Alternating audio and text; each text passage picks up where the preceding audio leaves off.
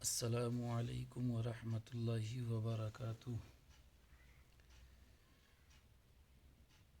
मनव्वर राना साहब का एक शेर है कि तुम्हारी महफ़िलों में हम बड़े बूढ़े ज़रूरी हैं। तुम्हारी महफ़िलों में हम बड़े बूढ़े ज़रूरी हैं। अगर हम ही नहीं होंगे तो पगड़ी कौन बांधेगा। अगर हम ही नहीं होंगे तो पगड़ी कौन बांधेगा। ये अशार बड़े बुज़ुर्गों के हवाले से कहा गया है। मुझे जब मैं ये अशार पढ़ा तो मुझे एक किस्सा याद आ गया, तो सोचा कि क्यों ना इसे लोगों में शेयर कर दिया जाए, लोगों में पहुंचा दिया जाए, लोगों तक पहुंच जाएगा तो इससे एक हमें और आपको इबरत मिल जाएगा। किस्सा यूं है कि एक ट्रेन में 12 लड़के सफ़र कर रहे थे। नौजवान तबका था। 12 लड़के एक साथ ट्रेन में चढ़े और जहाँ पर नौजवान लड़के हों वहाँ पर कोई शरारत न हो, नामुमकिन सा है। लड़कों को शरारत सूझी। उन्होंने एक लड़के ने दूसरे से कहा कि चलो कुछ ऐसा करते हैं जिसके करने से आज की तारीख़ हम याद रख सकें। दूसरे ने कहा चलो बताओ क्या किया जाए। तीसरे ने कहा कि चलो ट्रेन की ज़ंजीर खींच देते हैं। चौथे ने कहा ट्रेन की ज़ंजीर खींचोगे तो ट्रेन के गार्ड्स, ट्रेन की पुलिस आएगी और हमें पकड़ेगी। कहा कोई बात नहीं, उन्हें जुर्माना चाहिए, वो पकड़ेंगे तो वो पैसा मांगेंगे। कहा कि उसका भी इंतज़ाम हो जाएगा। बोले कैसे? बोले कि चलो 500-500 रुपये सारे लोग इकट्ठा करते हैं। उन 12 लड़कों ने 500-500 रुपये इकट्ठा किए, 6,000 रुपये इकट्ठा कर लिए और एक लड़के के हाथ में रख दिया। जब 6,000 रुपये रख दिए गए तो फिर एक लड़के ने कहा फिर अब चलो तैयारी करो, ज़ंजीर खींचते हैं। कहा ठीक है।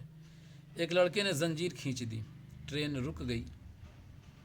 जब ट्रेन रुकी तो ट्रेन के जो स्टाफ थे, गार्ड कहिए या सरकारी पुलिस कहिए, वो बोगी में चढ़ गए।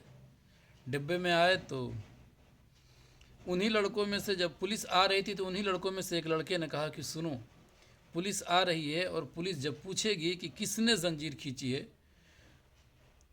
तो इत्तफाक ये था कि उसी डब्बे में एक कोने में एक सीट पर एक बुज़ुर्ग बैठे थे, जिनकी दाढ़ियाँ सफ़ेद, बाल सफ़ेद, उम्र का आखिरी हिस्सा था, आखिरी पड़ाव था, अपने दिन गिन रहे थे। वो चुपचाप इन बच्चों की शरारत को बैठ करके देख रहे थे। उसी बच्चे ने कहा कि देखो पुलिस आ रही है, गार्ड्स आ रहे हैं, और ये जब पूछेंगे कि किसने ज़ंजीर खींची तो तुम ऐसा करना कि ये बुढ़ऊ की तरफ इशारा कर देना, बुज़ुर्ग जो बैठे हैं इनके तरफ इशारा कर देना कि इन्होंने ही खींचा है। आपस में इन्होंने बात कर लिया, बुढ़ऊ की तरफ इशारा भी बता दिया कि इन्हीं बुढ़ऊ की तरफ इशारा करना है। बुढ़ऊ सब कुछ सुन करके चुपचाप खामोशी के साथ बैठे थे। बुज़ुर्ग थे, कर भी क्या सकते थे। जब पुलिस आई, पूछी कि किसने खींचा, तो लड़कों ने शरारती लहजे में कहा दिया कि वो जो बैठे हैं सीट पर उन्होंने ही ज़ंजीर खींची है। तो पुलिस लड़कों को छोड़ करके बूढ़ों की तरफ बढ़ी। कहा बाबा आपने ज़ंजीर खींची है? तो बूढ़ों ने भी आओ देखा न ताओ कह दिया कि हाँ हमने खींची है। पुलिस वालों ने पूछा भाई इस उम्र में आपको ज़ंजीर खींचने की शरारत करने की क्या सूझी, क्या आपका प्लान है, क्या आपकी कौन सी दिक्कत आ गई जो आपने ज़ंजीर खींच दी? बूढ़ों ने कहा कि ऐसा है कि मेरे पास 6,000 रुपये थे जो 500-500 के नोट थे, और इन बच्चों ने, इन लड़कों ने मेरा पैसा छीन लिया है। पुलिस वालों ने कहा क्या प्रूफ है? कहा कि यकीन दिलाऊं? कहा कि हाँ बताइएगा तभी तो यकीन होगा।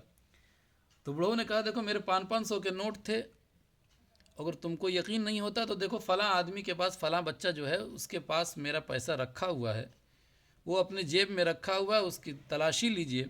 जब बच्चे की तलाशी ली गई तो 6,000 रुपये 500 के नोट बुढ़ऊ के बतलाने के मुताबिक उस लड़के के पास से बरामद हुए, मिल गए। पुलिस वालों ने पैसा लिया और बाबा को दे दिया। बुढ़ऊ अपना पैसा लेके पॉकेट में रख लिए और 12 लड़कों को पुलिस ने पकड़ा, ट्रेन से नीचे उतारा और लेके जब जाने लगे तो बुढ़ऊ खिड़की के साइड वाली खिड़की से बैठ करके उन लड़कों के तरफ कहने लगे कि तुमने क्या सोचा था कि मैं तनो तनहा हूँ तो तुम मुझे बेवकूफ़ बना दोगे, पुलिस के हवाले कर दोगे। तो मेरे बेटों, मैं तुम्हें बता दूं कि ये जो बाल सफ़ेद हैं और दाढ़ी सफ़ेद है, मैंने इनको यूं ही धूप में सफ़ेद नहीं किया है, बल्कि ये उम्र का तकाज़ा है कि किससे कैसे कब कहाँ निपटना है। बुज़ुर्गों को इन सारी चीज़ों को और इन सारी चीज़ों के हल निकालने बखूबी अच्छे तरीक़े से और आसानी के साथ आते हैं। तो हमें ये पता चला कि बुज़ुर्गों से न कभी बहस और ना ही उनसे नौजवान तबका कभी जीत पाएगा। वो अपने उम्र के हिसाब से जो तजर्बा पाते हैं, वो तजर्बा धूप में चलने से या छाँव में बैठने से नहीं मिलता, बल्कि उम्र के तकाज़े से तजर्बा आता है। अस्सलामु अलैकुम व रहमतुल्लाहि व बरकातुहू।